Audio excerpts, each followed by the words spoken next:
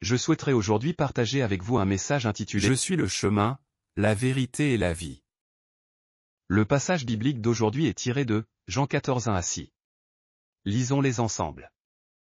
Que votre cœur ne se trouble pas. Croyez en Dieu, croyez aussi en moi. Il y a beaucoup de demeures dans la maison de mon Père. Si ce n'était pas le cas, je vous l'aurais dit. Je vais vous préparer une place. Et puisque je vais vous préparer une place, je reviendrai et je vous prendrai avec moi afin que, là où je suis, vous y soyez aussi. Vous savez où je vais et vous en savez le chemin. Thomas lui dit, « Seigneur, nous ne savons pas où tu vas. Comment pouvons-nous en savoir le chemin ?» Jésus lui dit, « C'est moi qui suis le chemin, la vérité et la vie. On ne vient au Père qu'en passant par moi. » Un voyageur égaré dans le désert est comme quelqu'un qui a perdu la vie. Lorsque le peuple d'Israël traversait le désert pour se rendre en Canaan, Dieu les guida de manière à ce qu'ils ne perdent pas leur chemin, par une colonne de nuée le jour et une colonne de feu la nuit. Dans Exode 13, 21 à 22, il est écrit: L'Éternel allait devant eux, le jour dans une colonne de nuée pour les guider dans leur chemin, et la nuit dans une colonne de feu pour les éclairer, afin qu'ils puissent marcher jour et nuit. La colonne de nuée ne se retirait point de devant le peuple pendant le jour, ni la colonne de feu pendant la nuit. Tout d'abord, partageons sur « Que regardons-nous sur le chemin de la vie ?» Mes amis, sur le chemin de la vie, que pouvons-nous regarder pour trouver notre route? Lorsque l'on pilote un avion et qu'il s'élève dans les airs, à partir de ce moment-là, il faut regarder les instruments de bord. Il ne faut pas se fier à sa propre vue ou à ses sensations. Quand on est pris dans une pluie torrentielle ou dans le brouillard, la vie ou la mort du pilote dépend des instruments de bord.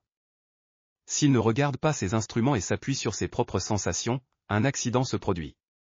Dans Proverbe 16, 9, il est écrit: Le cœur de l'homme médite sa voie, mais c'est l'Éternel qui dirige ses pas. Nous pouvons faire de nombreux plans pour notre chemin dans la vie, mais c'est Dieu qui dirige nos pas. Un jour, j'ai failli avoir de gros ennuis en prenant le métro tout seul. Pour me rendre au culte du soir dans une église située sur la 33e rue de New York, aux États-Unis. Je suis monté dans le métro, mais je ne pouvais pas comprendre où j'étais. Je ne pouvais pas trouver mon chemin. L'heure du culte approchait, et je me suis dit, je suis perdu. Quand on est dans une situation difficile, on finit par prier. J'ai donc prié longuement pour que Dieu me sauve, et à ce moment-là, un homme noir qui passait par là m'a aidé et m'a permis de trouver le chemin vers l'église. Il se trouve qu'il avait aidé la Corée pendant la guerre de Corée. Trouver le bon chemin est une tâche difficile. Dans le psaume 119 105, il est dit: Ta parole est une lampe à mes pieds, et une lumière sur mon sentier. Dans ce monde, la parole du Seigneur est la lampe pour nos pieds et la lumière pour notre route. Dans le psaume 23, 4, il est écrit: Même quand je marche dans la vallée de l'ombre de la mort, je ne crains aucun mal, car tu es avec moi. Ta houlette et ton bâton me rassurent. Dieu a planté sa houlette et son bâton dans sa parole, alors nous devons nous y attacher pour ne pas nous égarer. En suivant la parole de Dieu, nous trouvons notre chemin. Abraham obéit à la parole de Dieu et quitta son pays, sa famille et la maison de son père pour aller là où Dieu le conduisait. Dans Hébreux 11, 8, il est écrit: C'est par la foi qu'Abraham, lors de sa vocation, obéit et partit pour un lieu qu'il devait recevoir en héritage, et qu'il partit sans savoir où il allait. Qu'est-ce qu'Abraham regardait en partant? La réponse se trouve dans Genèse 12, 4. Abraham partit, comme l'Éternel le lui avait dit. Même s'il ne savait pas où il devait aller, Abraham partit uniquement en suivant la parole de Dieu. Depuis Ur en Chaldée, son pays natal, jusqu'en Canaan, la distance était d'au moins 1000 kilomètres. C'était une route longue et difficile, mais Abraham marcha en suivant la parole de Dieu. Et Dieu, voyant l'obéissance d'Abraham à sa parole, fit en sorte que toutes les nations soient bénies à travers lui. Deuxièmement, partageons sur « Marche selon la parole de Dieu ». À l'époque de l'Ancien Testament, Dieu donna les 10 commandements pour que son peuple vive en les suivant. Dans Deutéronome 5, 10, il est écrit: Et juste de miséricorde jusqu'à 1000 générations envers ceux qui m'aiment et qui gardent mes commandements. Dieu montre le chemin à suivre. Il promet sa bénédiction jusqu'à 1000 générations à ceux qui suivent ses commandements. Dans le Nouveau Testament, dans Jean 1, 17, il est écrit: Car la loi a été donnée par Moïse, la grâce et la vérité sont venues par Jésus-Christ. Dans Jean 13, 34, Jésus dit: Je vous donne un commandement nouveau, aimez-vous les uns les autres, comme je vous ai aimé, vous aussi, aimez-vous les uns les autres. Dans Marc 12, 30 à 31, il est dit: Tu aimeras le Seigneur ton Dieu de tout ton cœur, de toute ton âme, de toute ta pensée, et de toute ta force.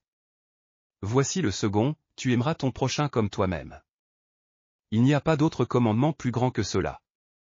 Les 10 commandements, cœur de l'Ancien Testament, sont: Tu n'auras pas d'autre Dieu devant moi. Tu ne te prosterneras pas devant les idoles. Tu honoreras le nom de Dieu. Tu sanctifieras le jour du sabbat. Tu honoreras ton père et ta mère. Tu ne tueras point. Tu ne commettras point d'adultère. Tu ne voleras point. Tu ne porteras pas de faux témoignages contre ton prochain. Tu ne convoiteras pas la maison de ton prochain. Dans le Nouveau Testament, selon les paroles de Jésus, l'amour est ce qui prime, et nous devons donc aimer.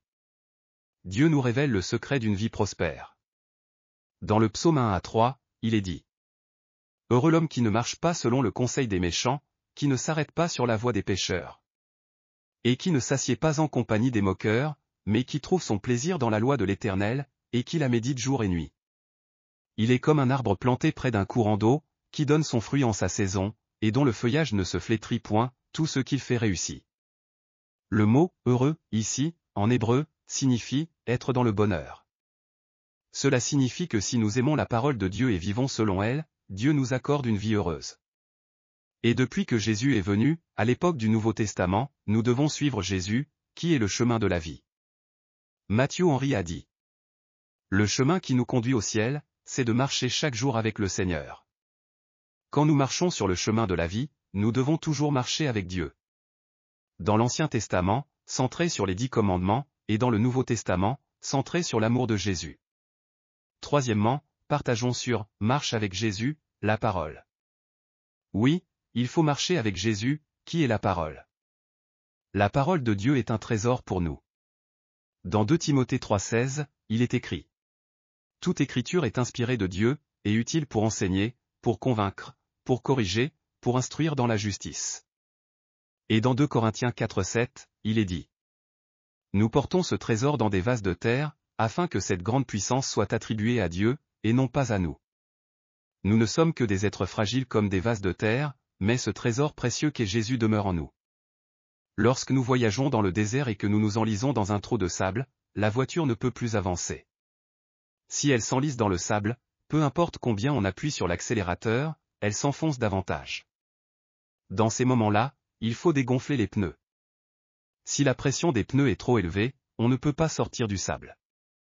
De même, quand nous sommes embourbés dans le désert de la vie et que nous errons sans issue, nous devons nous rendre devant Dieu et enlever notre orgueil, notre arrogance et notre suffisance.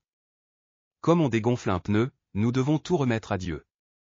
Il ne faut pas dire « je vais faire selon ma force, selon mes pensées ». Il faut se vider, c'est-à-dire tout remettre à Dieu et prier. Si nous ne nous appuyons que sur Dieu, alors il nous guidera. Quand nous tombons sur le chemin de la vie, nous ne devons pas rester à terre. Le psalmiste, dans une grande détresse, dit dans le psaume 119, 28. Mon âme pleure de chagrin, relève-moi selon ta parole. Et dans le psaume 107, 20, il est écrit: Il envoya sa parole et les guérit, il les fit échapper de la fosse. Même si notre âme est accablée et fond de douleur, il ne faut pas abandonner mais s'approcher de Dieu et s'appuyer sur lui. Alors Dieu enverra sa parole pour guérir notre corps et notre esprit, et nous délivrera des situations dangereuses. Augustin a dit: Là où nous sommes tombés, c'est à cet endroit même que nous devons nous relever en nous appuyant sur le bâton de la parole de Dieu. Quand nous pensons « tout est fini, je ne pourrai plus jamais me relever », nous devons alors regarder à Dieu, qui nous relève. Si nous nous accrochons à la parole de Dieu et prions, Dieu nous relèvera de l'endroit même où nous sommes tombés. Jésus est la parole de Dieu. Dans Jean 1, il est écrit: Au commencement était la parole, et la parole était avec Dieu, et la parole était Dieu. Et dans Jean 1, 14. Et la parole a été faite chair, et elle a habité parmi nous, pleine de grâce et de vérité. Et nous avons contemplé sa gloire, une gloire comme la gloire du Fils unique venu du Père. Jésus est dans le Père, et le Père est en Jésus, et en rencontrant Jésus, on rencontre le Père. La vie est souvent comparée à un chemin, et en fin de compte, il n'existe que 2 chemins dans la vie. Le chemin qui mène à la vie est celui qui mène à la mort. Mais le seul chemin qui mène à la vie, c'est Jésus. C'est pourquoi Jésus a dit dans Jean 14,6. Je suis le chemin, la vérité et la vie. Nul ne vient au Père que par moi. Lorsque nous recevons Jésus, qui est le chemin de la vie, comme notre Sauveur, nous recevons la vie éternelle. En mai de l'année dernière, la diaconesse Gio Mungia du district de Mapo est venue me voir avec sa petite fille pour recevoir la prière. Sa petite fille était venue pour prier car elle ne pouvait pas avoir d'enfant. Ses 2 trompes de Fallope étaient complètement obstruées, ce qui rendait même la fécondation in vitro impossible, il n'y avait aucune solution. Elles sont reparties après la prière, puis, il y a quelques jours, j'ai reçu une lettre de la diaconesse m'annonçant. Ma petite fille est enceinte. Cette petite fille a conçu un enfant après la prière, et cela faisait déjà 3 mois, une merveilleuse nouvelle. Quand cette petite fille est venue pour prier, j'ai vu qu'elle avait apporté un dessin. Elle avait dessiné une image d'elle-même enceinte, avec un ventre arrondi. C'est la loi du regard. Lorsque vous priez, appliquez la loi du regard. Abraham a prié Dieu pendant 15 ans sans recevoir d'enfant. Alors Dieu lui a fait regarder le ciel nocturne. En contemplant les innombrables étoiles, Dieu lui a donné un rêve. Par la loi du regard, considérez ce qui n'existe pas comme s'il existait plaît à Dieu.